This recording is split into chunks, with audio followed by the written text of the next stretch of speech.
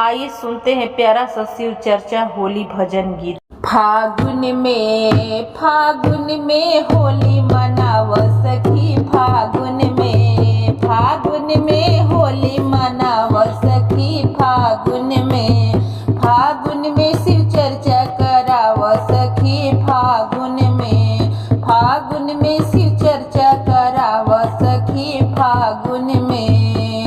ओही शिव चर्चा में ब्रह्मा जी आई हैं, ओही शिव चर्चा में ब्रह्मा जी आई हैं, ओही शिव चर्चा में विष्णु जी आई हैं, ओही शिव चर्चा में विष्णु जी आई हैं। रंगवा गुलाल उड़ाव सखी, फागुन में शिव चर्चा कराव सखी, रंगवा गुलाल उड़ाव सखी, फागुन में शिव चर्चा कराव सखी, फागुन में होली मनाव सखी, फागुन में शिव चर्चा कराव सखी।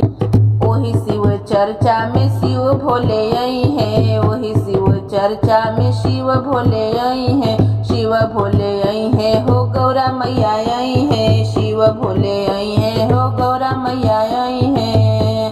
रंगवा गुलाल उड़ाव सखी, फागुन में शिव चर्चा कराव सखी, रंगवा गुलाल उड़ाव सखी, फागुन में शिव चर्चा कराव सखी, फागुन में होली मनाव सखी, फागुन में शिव चर्चा कराव सखी, फागुन में होली मनाव सखी, फागुन में शिव चर्चा कराव सखी। ओही शिव चर्चा में कृष्ण जी आई हैं, वही शिव चर्चा में कृष्ण जी आई हैं, कृष्ण जी आई हैं संग राधा रानी लाई हैं, कृष्ण जी आई हैं संग राधा रानी लाई हैं। रंग गुलाल उड़ाव सखी, फागुन में शिव चर्चा कराव सखी, रंग गुलाल उड़ाव सखी, फागुन में शिव चर्चा कराव सखी,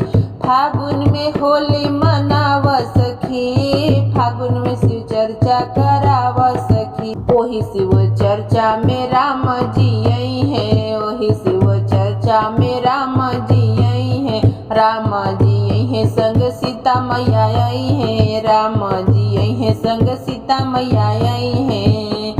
रंगवाय बिरिया उड़ाव सखी, फागुन में शिव चर्चा मनाव सखी, रंग गुलाल उड़ाव सखी, फागुन में शिव चर्चा मनाव सखी, फागुन में होली मनाव सखी, फागुन में शिव चर्चा कराव सखी, फागुन में होली मनाव सखी, फागुन में शिव चर्चा कराव सखी।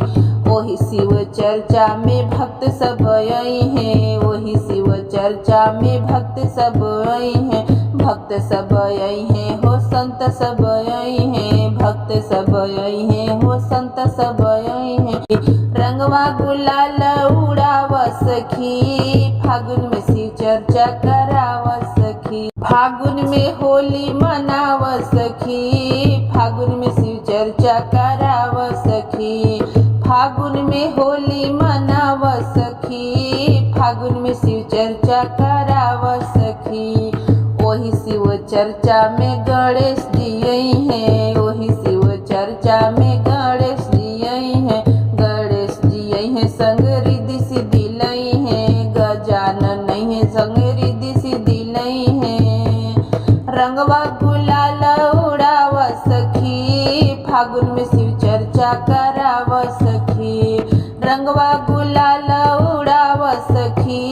फागुन में शिव चर्चा कराव सखी, फागुन में होली मनाव सखी, फागुन में शिव चर्चा कराव सखी, फागुन में होली मनाव सखी, फागुन में शिव चर्चा कराव सखी, फागुन में शिव चर्चा कराव सखी।